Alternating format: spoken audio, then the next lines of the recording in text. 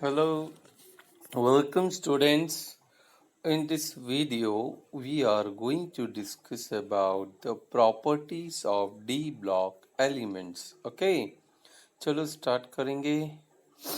Now, the common properties of D block elements पहले देखेंगे physical properties. Okay, and after that chemical properties. So now the question will be कि physical properties में देखो कुछ questions घुमा के भी पूछ सकते हैं आपको, जो मैंने आपको आगे दिए हैं. ठीक है, इसी वीडियो में हम डिस्कस करेंगे. And otherwise, if they want to ask directly for 2 marks, they will ask, okay, write the physical properties of D block elements, but it is not expected one. Okay, चलो देखते हैं first point physical properties. All d block elements are lustrous and shining. ठीक है, समझ में आ गया आप लोगों को.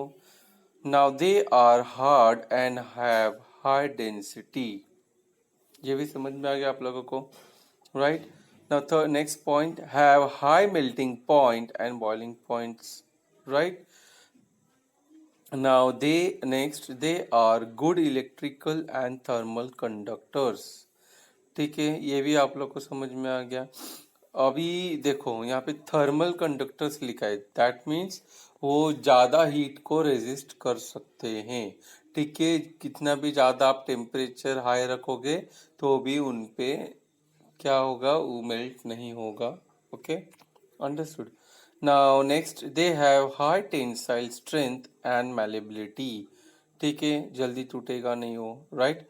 और अगर आपको कन्वर्ट करना है किसी शीट वगैरह में तो भी वो हो जाएगा. Okay, now next, they can form alloys with transition and non transition elements. ठीक है, ये जो डी ब्लॉक एलिमेंट्स है ये क्या करेंगे, ट्रांजिशन या नॉन ट्रांजिशन एलिमेंट्स जो भी देंगे उनके साथ इजीली एलॉयज फॉर्म कर सकते हैं. Okay, now next, many metals and their compounds are paramagnetic. Okay, तो ये जो डी ब्लॉक एलिमेंट्स में बहुत सारे मेटल्स ऐसे हैं या उनके कंपाउंड ऐसे हैं जो पैरामैग्नेटिक है. Okay okay, no next, most of the metals are efficient catalyst.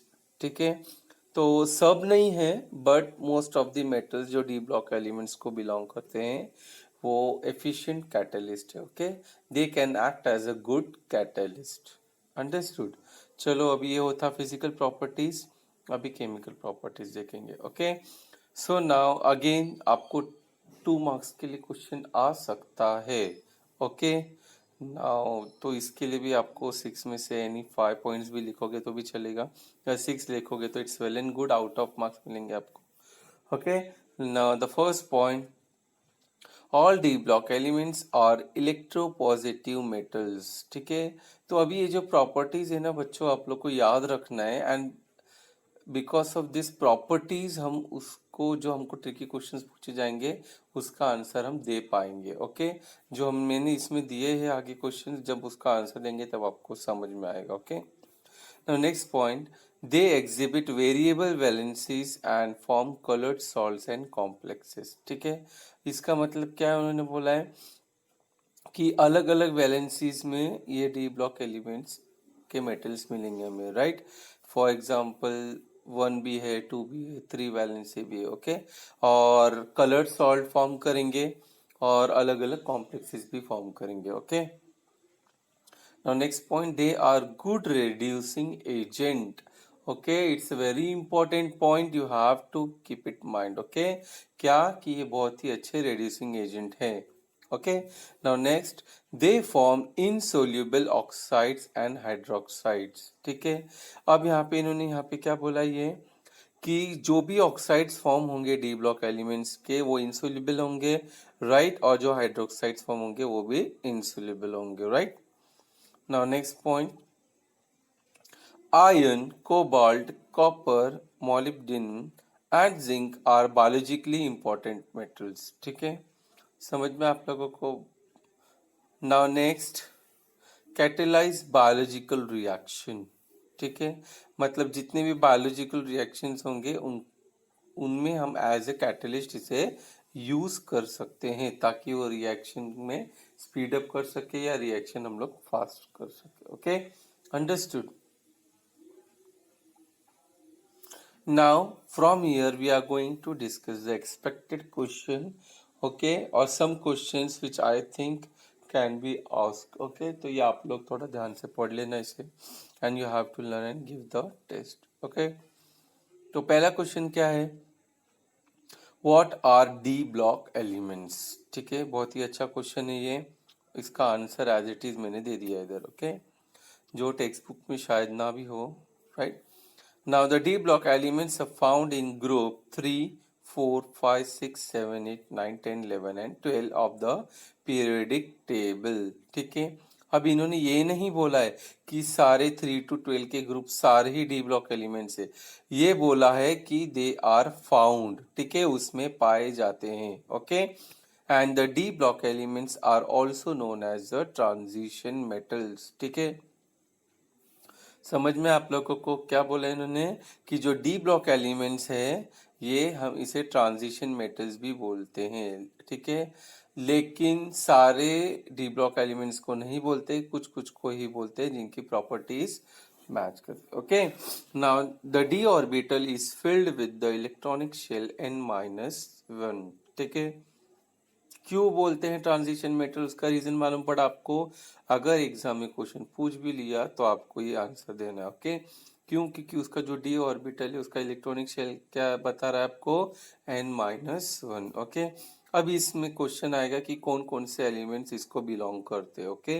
तो उसका आंसर लिखा है यहाँ पे, the d block elements includes are lutetium Lu, right, hafnium HF, tantalum Ta, tungsten W, rhenium Re, osmium Os, iridium Ir, platinum Pt, gold Au, mercury Hg. ठीक है, तो ज़्यादा नहीं है ये, आपके सिर्फ ये 10 एलिमेंट्स है, ये आप लोग को लर्न करने हैं. अंडरस्टूड? समझ में आप लोगों को? Now, why are D block called transition elements? ठीक है, अगर ऐसा क्वेश्चन आता है आप गिव रीजन के लिए तो आप लोग इसका आंसर इजीली दे पाओगे, राइट. क्या कि the elements in group 1B through 8B also known as 3 to 12 are called the transition metals. ठीक है, हम लोग पहले क्या करेंगे, हमें क्या बताना है कि डी ब्लॉक्स को ट्रांजिशन एलिमेंट्स क्यों बोलते हैं, ओके. तो हम लोग क्या बताएंगे कि ट्रांजिशन मेटल्स कौन कौन से है, ओके. वो बता दिया हमने कि ग्रुप 3 से 12 तक के जो भी है ट्रांजिशन मेटल्स है. Now sometimes this block of elements are refer to as d block.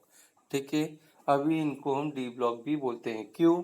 They are called D block elements because the electrons being added in this block of elements are being added to the D orbital. जैसे कि मैंने वहाँ पे बताया था, अगर वो point आप लिख भी दोगे कि लास्ट इलेक्ट्रॉनिक शेल में n-1 वो शो करता है, तो वो भी आपका अच्छे से आपको मार्क्स दिलवा देगा, ओके. अंडरस्टूड?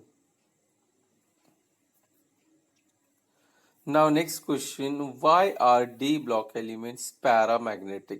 ठीक है, तो वही रीजन है सेम आपका.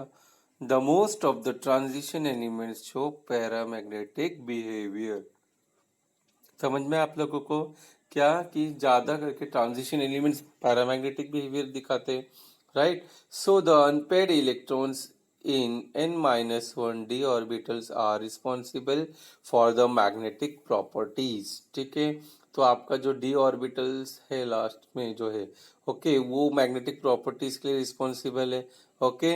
So the paramagnetic character of the transition metals increases on moving from left to right as the number of unpaired electrons increases from 1 to 5. ठीक है, तो अभी यहाँ पे इन्होंने क्या बताया कि जो पैरामैग्नेटिक कैरेक्टर है, ठीक है, ट्रांजिशन मेटल सीरीज में, वो आपका इंक्रीज होता है लेफ्ट से लेके राइट में, राइट. 3 से 12 तक जाओगे तो इंक्रीज होते जाएगा, राइट. और यहाँ पे क्या बताया इन्होंने कि जो नंबर ऑफ अनपेड इलेक्ट्रॉन्स है वो 1 से लेके 5 तक रहते हैं. ये सबको याद होगा, D1 से D5 तक, राइट. तो इसीलिए वो पैरामैग्नेटिक कैरेक्टर शो करता है, राइट. आई होप समझ में आ गया होगा, आप लोग लर्न कर लेना इसे. Now what is the difference between transition elements and D block elements, okay. तो अभी इसमें आपको मेन डिफरेंस बताना है एग्जाम में पॉइंट टू पॉइंट। ओके, तो जो इसमें शो किया है हमने, the main difference between D block elements and transition element is that D block elements have either completely or incompletely filled d orbitals। ठीक है, क्या कि अगर डी ब्लॉक एलिमेंट्स में आप देखते हो या तो completely filled होगा या तो incompletely filled d orbitals होगा। Okay, whereas transition elements have incompletely filled d orbitals। ठीक है, क्या बोला इन्होंने यहाँ पे कि ट्रांजिशन एटल में जबकि आपका इनकम्प्लीटली फिल्ड डी ऑर्बिटल ही होना चाहिए, कंप्लीटली नहीं होता। Okay, now at least in one stable cation that they form. Okay, समझ में आप लोगों को? बड़ा